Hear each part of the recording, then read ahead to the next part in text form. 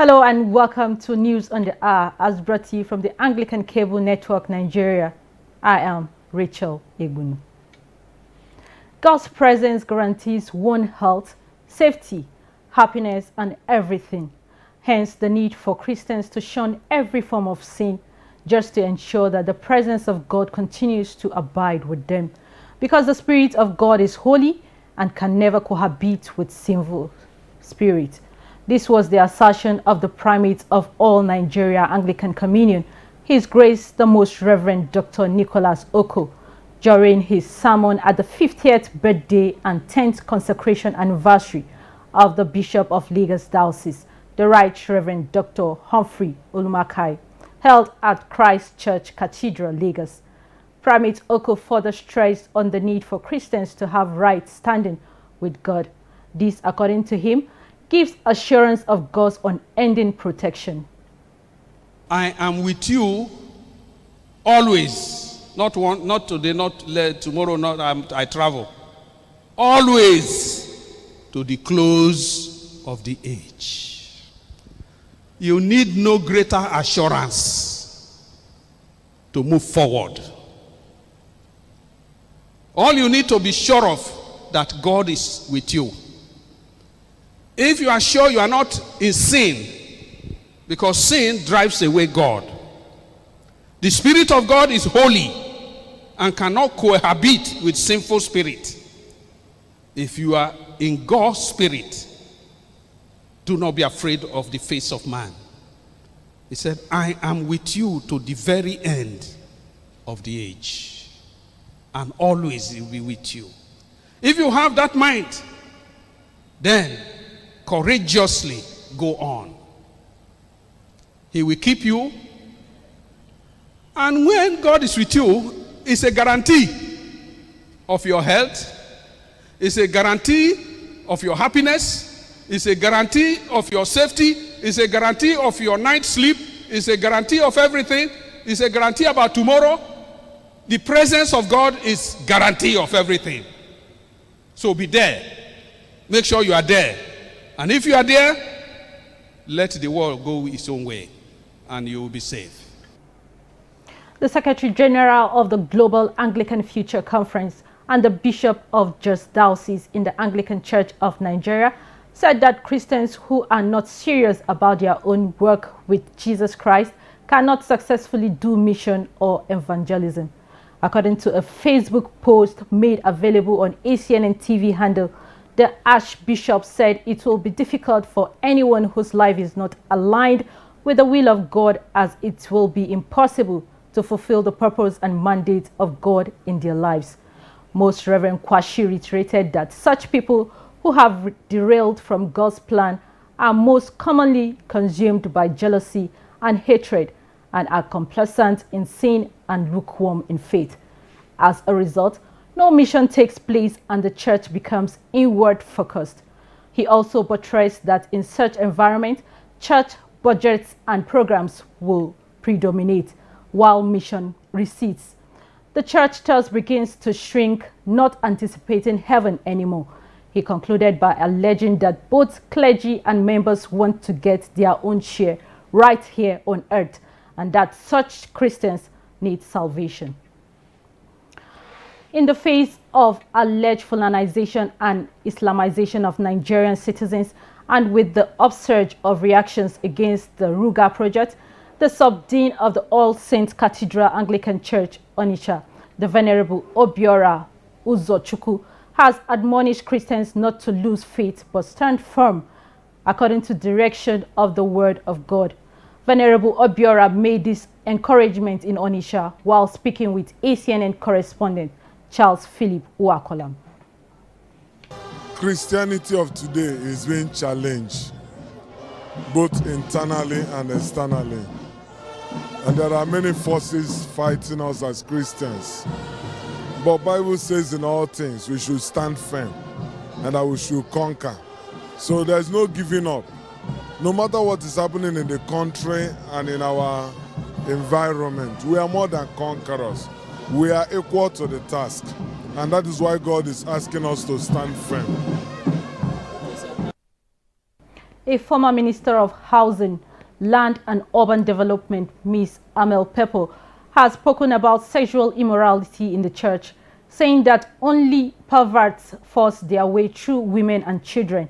She made this comment while speaking to ACNN News correspondent Charles Philip Uakolam in Abuja, where she also urged the federal government to come to the aid of the victims of rape in Nigeria. You know, it's unfortunate. I feel those people who are raping people are perverts. They are sexual perverts, especially an adult man raping a child of 3, 4, 5. The person is a pervert. But even the people who rape adult women, they are also perverts. There's something wrong with them mentally, you know. So that is something the government should address. Ms. Pepo therefore asked young ladies and women to avoid luring men to commit sin. She advised them to see the need to dress properly in a way that portrays Christ. For the women, I advised them when I was speaking, they should dress properly. They should not dress in a way to attract attention to themselves. Wear very short dresses, expose their parts of their bum, their bust and all that to attract women, and start to keep away from quiet places or to mix with people that you don't really know very well. That is, if you want to call that a comfort zone, stay where you are, an environment that you can control. Since the start of the implementation of the Treasury Single Account in 2012, the federal government has collected over 10 trillion naira from 1,674 ministries, departments and agencies. The TSA initiative, which is one of the public financial management reforms, had led to the closure of over 20,000 bank accounts. The Director of Information Technology Department in the Office of Accountant General of the Federation, Mr. Afolabi Ajayi, said this in a presentation in Abuja at a peer review mechanism of MDAs in Abuja to the head of civil service of the Federation. Ajayi stated that under the TSA, the government had been able to save over 45 billion naira monthly interest on its borrowings from banks. He disclosed that 50 billion naira revenue from MDAs had so far been mopped up from commercial banks as a result of the TSA implementation. Ajayi also told the delegation led by the head of service, Mrs. Winifred Oyo Ita, that from April 2007, when the integrated payroll and personnel information system commenced, to February 2018, over 288 billion naira had been saved. He said the savings were as a result of the difference between the amounts the government will have released to MDAs based on appropriation and the actual amount released and paid through IPPIS. Ajayi stated that from the period when the IPPS was introduced till date, 506 MDAs with total staff strength of 344,625 were on the platform. Former Head of State General Abdulsalami Abubakar has urged governments at all levels to provide economic base for individuals with a view to tackling poverty and preventing criminal acts. Abdulsalami stated this during a courtesy visit to Governor Seyi Makinde in his office in Oyo State. He said reduction in poverty levels of individuals will curb criminal activities and employ every citizen to assist government in tackling insecurity. The general added that everyone has a role to play in trying to pass any information that could be helpful to security agencies. While congratulating Makinde for his victory as the governor of Oyo State, he said as somebody coming from the private sector into governance, Makinde will bring to bear his wealth of experience from the private sector. In his remarks, Makinde described Abdulsalami as a father figure, adding that the visit was that of a father to son. He said his administration is already taking security seriously, saying he was previewing the security architecture of the state in order to draw up a formidable structure for peace and security for the people of Oyo State. News on the hour will be right back after this short break. Please stay with us. The peace of the Lord be always with you. It is indeed right It is our duty and joy at all times and in all places to give you thanks and praise, Holy Father. How well do you know the Anglican Church, her origin and historical facts? What do you know about the polity, colors, doctrinal practices, administrative structures, and seasons of the Church? Find answers to these on the Anglican Ambassador, a program aimed at shedding light on the Anglican ethos and celebrating its rich heritage, now showing on this station. You raised him from the dead and exalted him to your right hand. Thanks for staying tuned. For more on our top stories, please visit our website at acnntv.com or youtube.com/ACNNTV. And to be up to date with our news and other programs, download the ACNN app for Android from Google Play Store. And now to the international news. Nigerians both within and outside the country have continued to condemn the proposed Ruga settlement plan by the federal government. Though the project has been suspended by the federal government, citizens still believe that the project is evil, which will cause more harm than good. Speaking with ACNN News correspondent Nwanne Ogechukwu in Lagos is the missionary bishop of Kenya and also the diocesan bishop of the West Kenya, the Right Reverend Felix Oji, who condemned the project and calls for the total cancellation. There's going to be a multiplication of their numbers because some of them are polygamous, so they're going to have lots of children, and sooner or later in the next 10-15 years their population will grow, and in some cases may outnumber the villages where they're going into, and because they have a propensity to violence, their tendency to take over will be very, very tempting, so there'll be clashes. There's going to be serious social clashes that will become political problems, and so I don't think it is safe, especially in the southeastern states, to have them come there to disrupt the life of the people. According to the cleric, the project will cause more harm than good and will lead to more chaos in the country. How far is the federal government going to go with this? What about other professions, other agricultural or farming professions? Is the government willing to fund them and to take care of them and move them around the country? So my recommendation to the federal government is first and foremost to pull away from this. They shouldn't do this. It is going to cause trouble in Nigeria. Secondly, where were these herdsmen before? Where did they come from? Why don't they go back to where they are from, and the government will help them there? And also, thirdly, who are these people? Are they really Nigerians? Are these people Nigerians? My concern is ECOWAS, the whole ECOWAS thing. So we got people coming in from different parts of West Africa, parading themselves as Nigerian Fulanis, but are not Nigerian, and they don't have the interest of the unity and safety of Nigeria at heart. So I do not recommend it. It is dangerous for the whole of Nigeria. Bishop Oji also urged church leaders, members of the church, as well as all Nigerians to continue to speak against the project. The church should strongly oppose it, not with violence. There should be no violence at all, but we should preach against it, we should speak against it, we should vote against it if we have the opportunities to do that without any form of violence. And the society should do the same thing, be against this. They should go back to their villages, go back to where they live. They're welcome to move around, I think they are, but to settle in southern states is not advisable.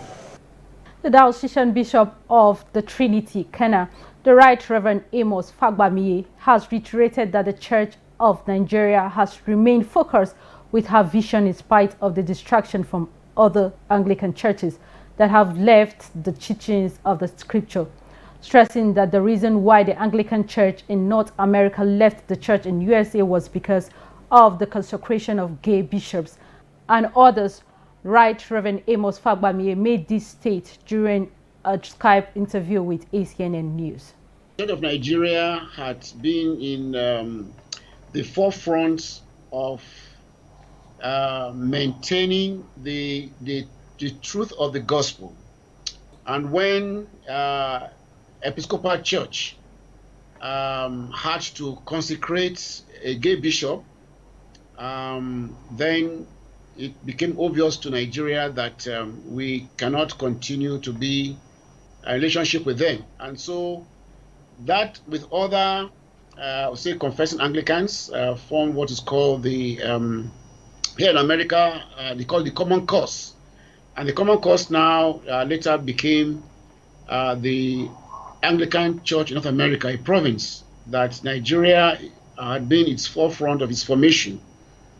And along that, you know, the various provinces of the global south, so to speak, have mission here in America.